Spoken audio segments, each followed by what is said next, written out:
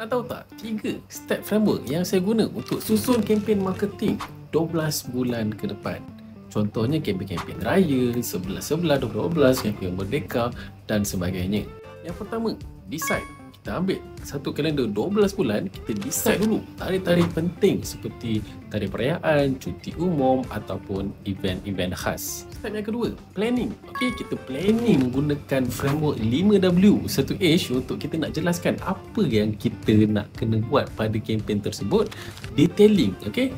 What, why, how, when, where. Yang akhir sekali, yang ketiga ialah action. Maksudnya kita nak susun gerak kerja. Kita nak senaraikan semua task-task kecil sampailah task-task besar, dan kita nak assign kepada tim kita, dan kita nak assign dalam keadaan yang setiap orang tahu apa nak kena buat dan apakah deadline dan bila kita kena siapkan.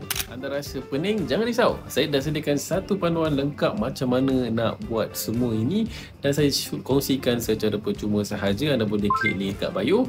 Dan sama juga kalau anda nak belajar tentang bisnes dan marketing, pergi je dekat farabee.my and subscribe. Link dekat bio. Jumpa anda di sana.